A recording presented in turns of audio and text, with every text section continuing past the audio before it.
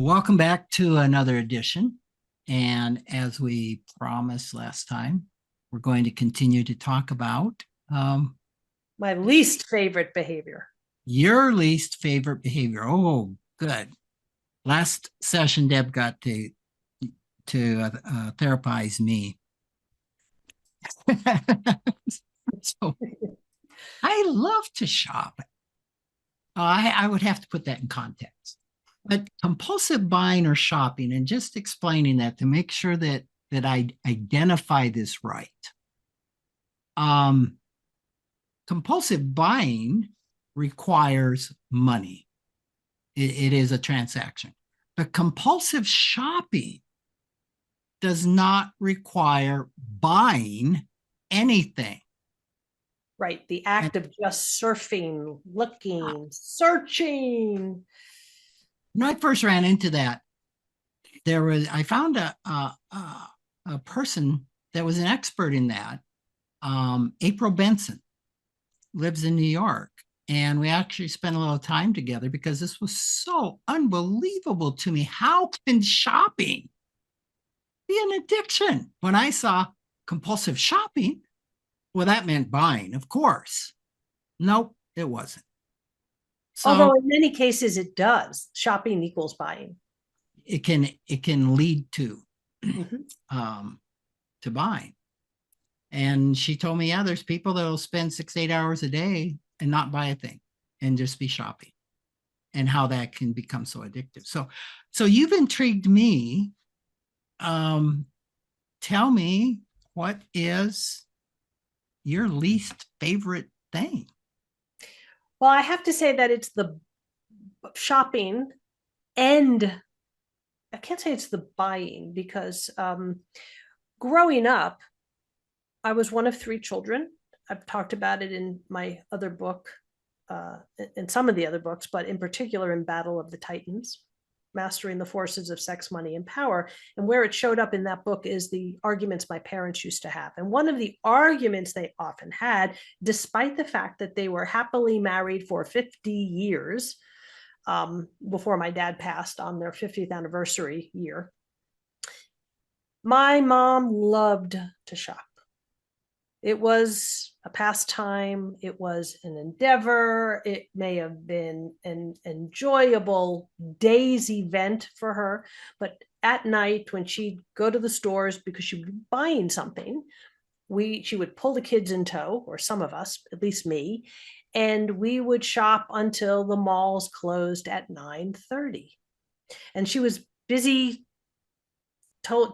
checking out and paying for what she had shopped for. And the door to the mall, all doors were closed except for that one door they leave open for that very late shopper, and that was always us. And we'd walk to the opposite end of the mall where the door was open, only to then walk back to the other opposite end where the car was parked.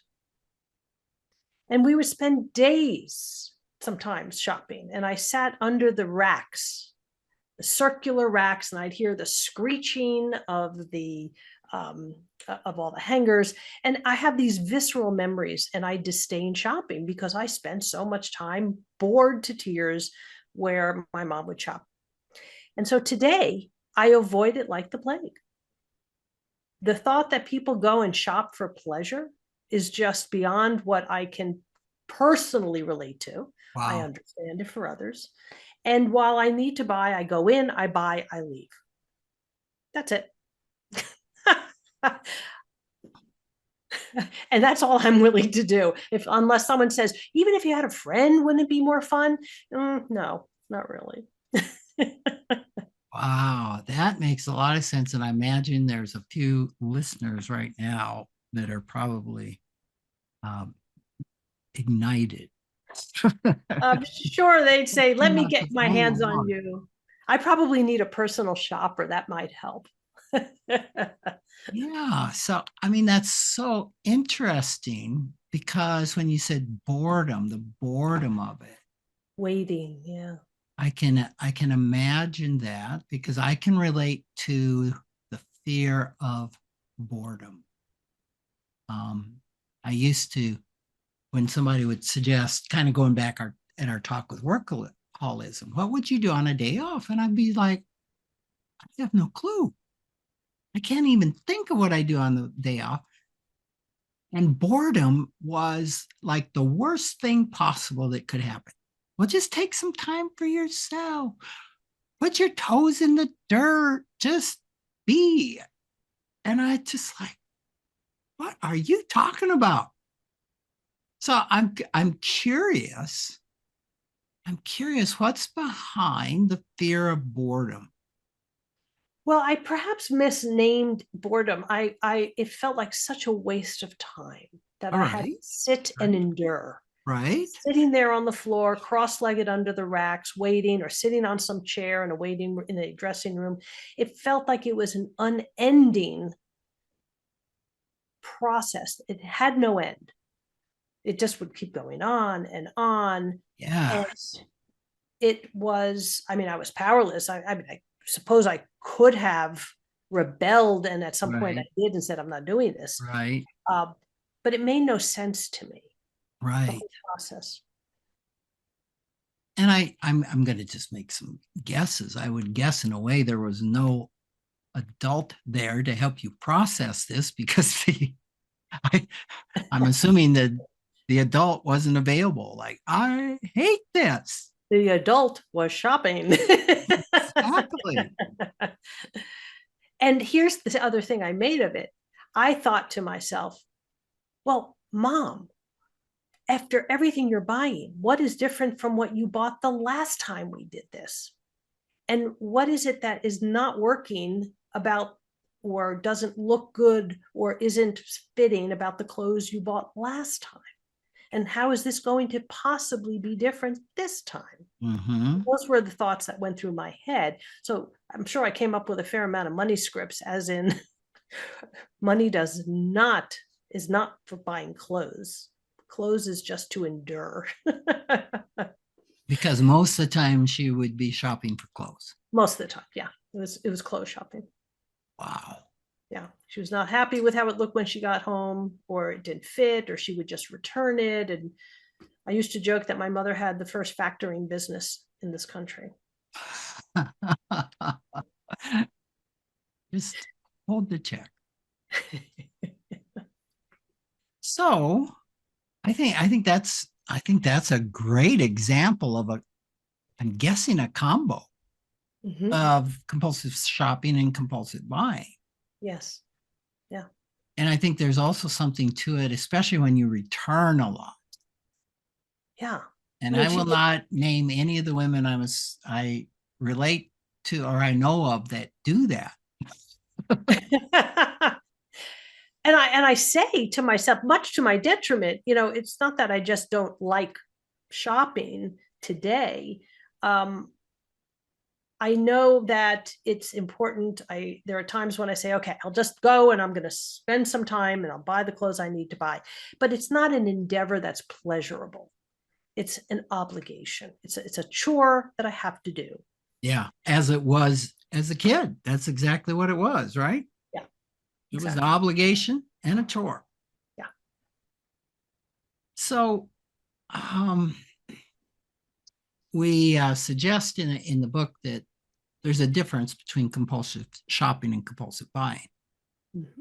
I am wondering, in the same way that we can justify workaholism because of the kudos, because of the increase in money, because of everything it gives us, that there could be a similar dynamic with buying or just compulsive shopping with no buying involved. It's like, yeah, well, I'm not spending money.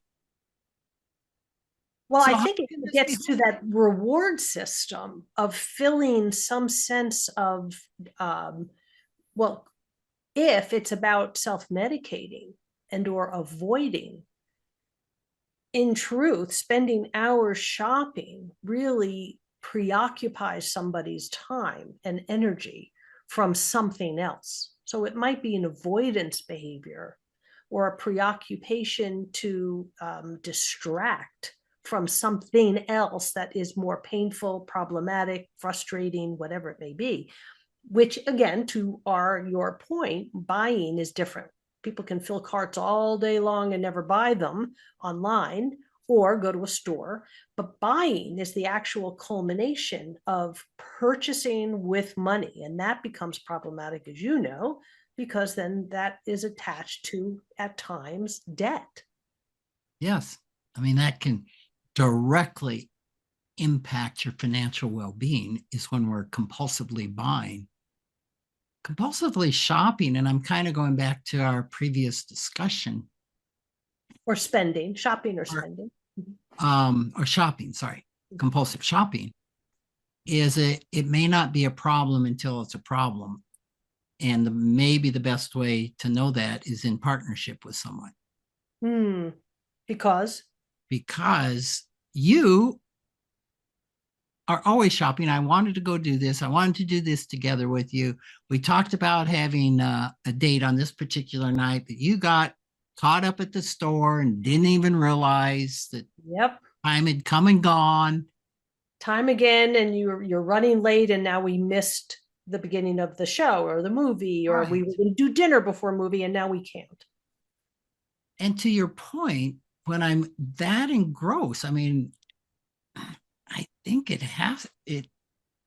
probably doesn't have to in every case, but it's like there's something I'm covering up. There's something I'm medicating. There's some painful emotion that I am running from, and I may not even know that. Yeah, very, very. Because it's like, well, try this on if you're listening to this and wondering. So just imagine yourself not shopping. That you don't shop anymore. You're done. I can hear out in the ether a lot of gasps. Oh my God, just I would imagine like thinking of ending any addiction that there is complete panic. Yeah. I often say to people, if you think you have a problem with something like you just proposed, notice what happens when you no longer engage, whether it's drinking, smoking pot, gambling, spending, working. It isn't the fact that I can stop anytime I want. See, look, I did it. It's not that. It's not for that purpose. The purpose is to notice what happens for you when you're not engaging in those behaviors. So when you no longer are shopping, what comes up for you? Do you notice frustration? Do you notice angst, anxiety, fear, a preoccupation of, I don't know what to do with myself, or yeah, but, or the what ifs? Does it feel like a loss of some sort? And these are the noticings that are so helpful for that introspective search. Yes. In IFS, we call those trailheads. Say, what is a trailhead? A trailhead is the beginning of a trail, right? We have them all over in the Black Hills. It's like the headwaters of a creek, which turns into a river, etc. Right. So I know what a trailhead is in hiking, but that's an interesting concept paired with IFS, internal family systems, parts work that the book is rooted in. So it's the beginning of a journey, and it's the beginning of a journey. Like, oh, there's a trailhead. That means the path leads somewhere. Oh, interesting. What am I going to discover going down this path? Have no idea. Right. And some people say, and I don't want to know. Oh, yes. Most of us don't want to know. Right. And nothing to see here, folks. Let's just move along. Yeah. So how do you, when you uncover that, okay, I've stopped shopping. I am noticing, which is a huge step forward, to be aware of everything you listed. Let's say that I'm aware, oh my God, I get so, feel this, I feel that, I feel that. Then what is the next step? because a lot of people will go back to shopping. Yeah, they'll say, well, okay, great, I noticed this, now what? Yeah. And Out to the store. Yeah, back to the store. Okay, I noticed, spent the day noticing, and now back to where I was. Let's pick Yeah. up where we left off. And I think that if the individual is looking to change a behavior or is aware that there is a problem with their behavior, making the unconscious conscious or creating an awareness around what it is I want to change is the first step again, because if we don't know what it is we're changing, then we can't really affect any behavioral modification. So the next step is, okay, I noticed that when I'm not shopping, I'm home and I'm anxious. I want to do something to get out of this discomfort. Mm-hmm. And if shopping seems to be the fused behavior or the coupled behavior to whatever it is, that might just be the symptom. The shopping is the symptom of the underlying problem, not the problem. Although it may have become the problem, it is not the underlying problem. And isn't that true in every one of these behaviors? Yeah, very, very Symptoms of something deeper. Mm-hmm. Yeah. When I first started doing this work with Ted Klontz, he would say, well, the interesting thing about this financial therapy stuff, money and emotions, is that every problematic behavior leads to the same room. The one in which I'm sitting. It's like it's all going to the same source. And I think that is really important to understand, that this could be drinking, it could be all sorts of different things. Mm-hmm. And sometimes the symptom is money and specific things and behaviors and money. And I want to bring in IFS. We just touched on it. You said a trailhead before. There may be a part of me that is well aware that I don't like to shop. And then there's a part of me that says, well, okay, I got to buy some clothes, whether I do it online or I go to a store, I need to buy clothes. And so I'm just going to bite the bullet and I'm just going to try clothes on and order them. I mean, it just happened the other day. I had to order some shoes and of course they didn't fit. So I had to send them back and then they came in the new size, I had to try them on. That's just laborious to me. But there's a part of me that knows, look, I got to get through it because I can't walk around barefoot in the world and I need shoes for a certain event. So we have parts of ourselves that are well aware and parts of us that we talk about as the exile and the protector part that wants to keep that pain out of view and from getting hurt. Yep. But I guess let me ask you, I'll pose the same question back through the lens of IFS or parts. What happens now that we discover, oh, so the shopping is a symptom attached, showing the trailhead to something deeper? Yeah. So the symptom, the shopping, is an activity of a protector.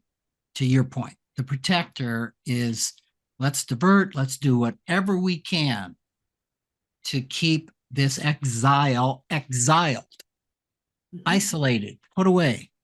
So when we get to a place where that protector can kind of step back a little bit, so we can then become aware of that exile. Okay, so we're not shopping, the protector's protecting has been pulled back. And now here comes the wounded part. Here come all the emotions to this wounding. Well, in IFS speak, it's now time to work with that vulnerable part, which can be very challenging. And what often happens is the protector says, see, this is what we're trying to, I told you it was going to be bad. Boom. This is what I was trying to tell you. Now you went and ruined it because now you got to deal with it. That's right. And actually the shopping part can be a manager. There's two types of protectors, or a firefighter. And a firefighter just says, we're putting this fire out. Right. Shutting it down. This has gotten out of control. Probably shopping addiction is possibly more of a manager, but I'm not sure. They can be either. Anyway, I'm getting into the weeds. The point is to get some permanent healing resolution with this wounded part. That protector needs to be in complete agreement with you getting in contact with that exile and witnessing its story and its pain. Because if the protector isn't on board, it's going to shut it down. Mm-hmm. And in IFS, this is going to a exile without permission. So we're fighting ourselves. We have defenses that show up. In other words, if the protector's not on board. And this is why we can do anything for 30 days, right? Yeah. We can tie that protector up and in a way exile that protector. And it's going nuts. But oftentimes in IFS, oftentimes we do start with the protector and learn about it, learn about its job, when it is start doing its job, what it does it fear if it doesn't do its job. Is it tired of its job?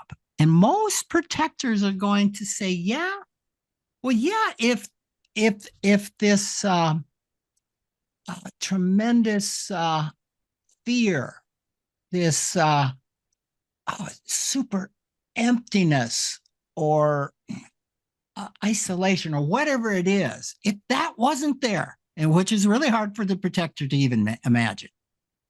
But just imagine that it's not there, that this exile isn't having the pain. Would that change anything for you? And the protector almost always says, oh, yeah. Yeah, if that wasn't there, yeah, we wouldn't have to shop. I mean, we could shop when we needed to shop. And the protector, you can ask, well, is that the role you'd like? What role would you like if that part is healed? Well, yeah, I'd like to be in charge of shopping, but without the urgency, because this is getting tiring. Yeah. So I'm thinking of my own personal experience shopping clothes wise, but I want to broaden this because there are people who buy cars to restore, or they buy furniture to restore, or they just collect, or they like to collect different objects, right? For art, so forth, regardless of the price point, regardless of the cost of the object. It's the act of buying and shopping, not necessarily the price point at which one does it, and the negative consequences of this behavior that are either now compulsively based or addictive. And that's the important piece to keep in mind here, because the protector can be operating on any level for any person and any situation that this applies. Yep. And there's usually more than one. That gets complicated. Oh, yeah.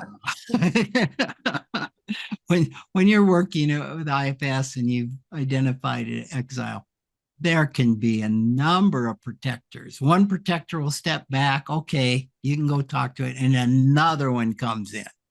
So this sounds so convoluted for a couple that are arguing, because they are parts within themselves, multiple arguments, right? They're at odds with within themselves. And then spouse number one and spouse number two has their own internal system. And my God, mayhem ensues. Yeah, buddy.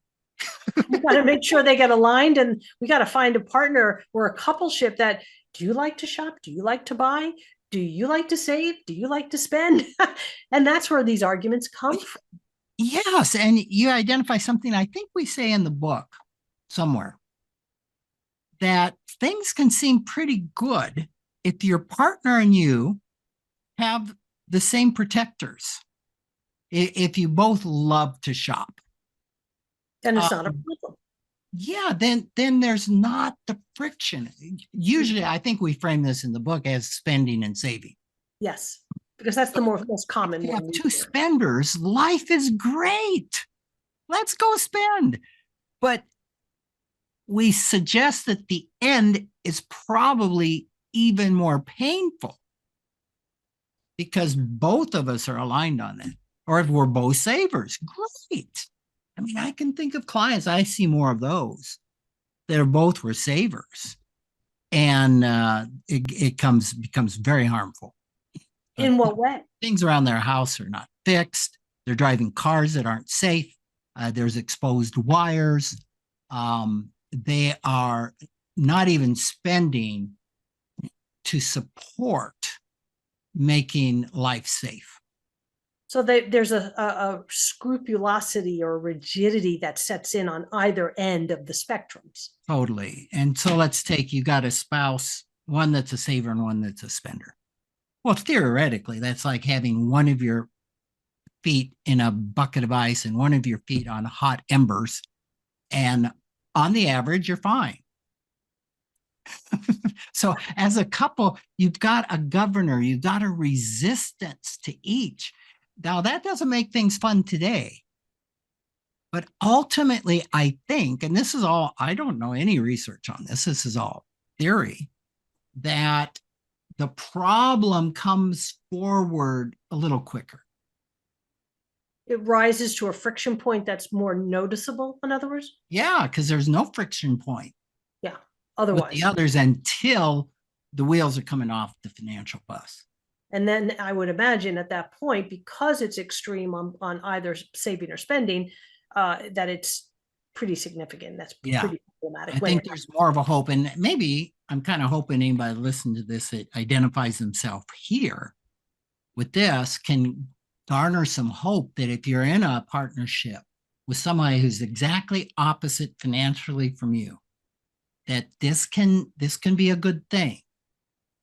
This can be more hopeful. This can lead to resolving the issue before it becomes financially irreparable. Yeah. The couples that I tend to see in my office are the ones that are arguing because of a difference in one wants to save and one wants to spend. Yeah.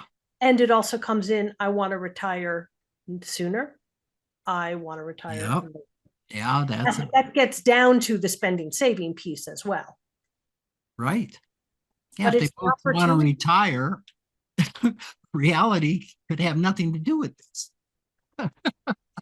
Until someday, oh my God, we're out of money. Yes.